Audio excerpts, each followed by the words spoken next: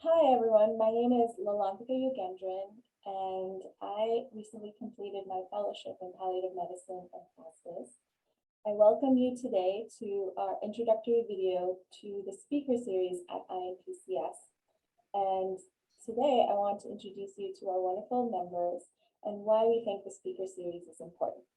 So let's start it off. Kurt, take it away and let us know who you are. My name is Kirk Hall, and I was diagnosed with Parkinson's disease in 2008.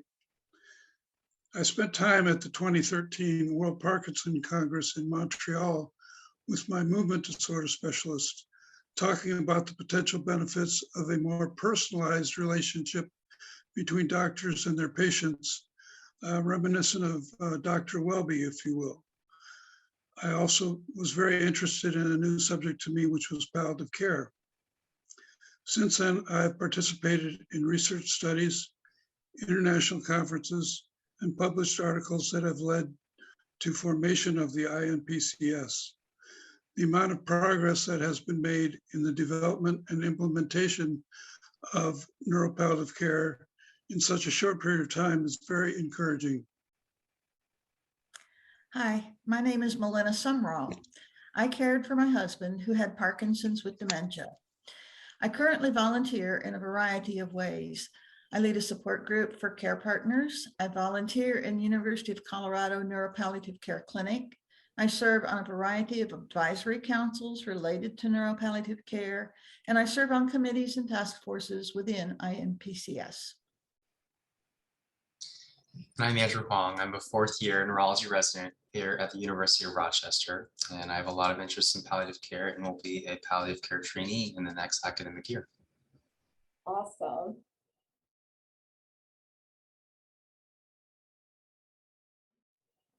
So now that we know who you are, I'd like you guys to tell our audience, what is neuropalliative care to you? I think of neuropalliative care as personalized as opposed to industrialized medicine. A more complete version of that would be a holistic team-based approach to personalized care for neurologic disease patients and their care partners that focuses on improving quality of life at all stages from diagnosis to death.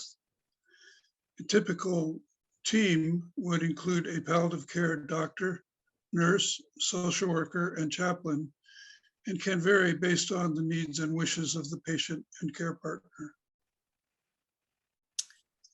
For my husband and me, neuropalliative care was a godsend. During my husband's journey, the medical treatment we received ranged from inadequate to superb, with the superb part being the care we received by the neuropalliative doctor and his team. In the 14 years prior to finding neuropalliative care, my husband's treatment was focused only on medicating symptoms. No one addressed goals of care or quality of life or advanced care planning, and no one ever listened to me when I described symptoms, and they certainly didn't attend to how I was doing. The neuropalliative care team changed all that. The team spent time understanding each of us as well as us as a couple, offering help with emotional issues, existential issues, and practical issues. As my husband grew worse, we received in-home palliative care, and that ultimately led to hospice. The progression of care was invaluable, allowing my husband to die at home, which was something very important to both of us. And to me, I see neuropalliative care as a powerful movement that continues palliative care's relatively new history, not just for patients at end of life, but throughout their illness, like Kirk mentioned. And from a neurology perspective, to address some of these palliative needs in patients that historically or traditionally might not have been focused so much on. And from a palliative care perspective, to focus on the severe neurologic illness and their unique needs that also may not have been discussed as much. Those are all really important reasons.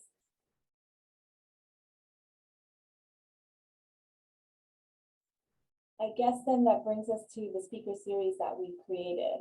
And what I want to ask you guys now is, why do you think our audience out there and various viewers might gain from watching the education speaker series?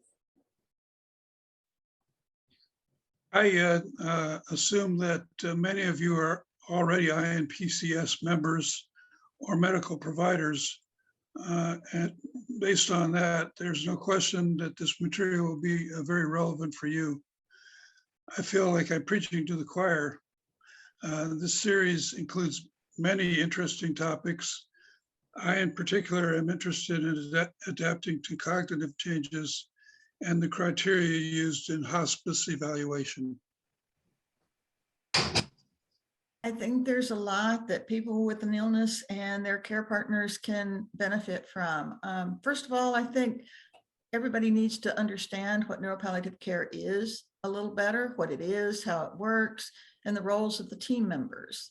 I think we can anticipate seeing updates on medications and treatment options and what the pros and cons are for those. I think we really need to see strategies for coping with disease progressions, for helping the person with the condition, and then for helping the care partner care for themselves. I think there will probably be some good information about advanced care planning, and it really needs to emphasize the importance of the involvement of the medical team and the peace of mind that that can provide. Promising research would be another good topic, and how can we participate in research? Are there opportunities available? As advocates, we'd like to know how to spread the word about the value of palliative care in neurology. And finally, I think the best thing that people are going to find is that INPCS is a place where we are included. Those of us who have a disease or those of us who care for someone with a disease. It's a place where our voices are heard and heeded. And the fact that we're here now today talking to you is evidence of that.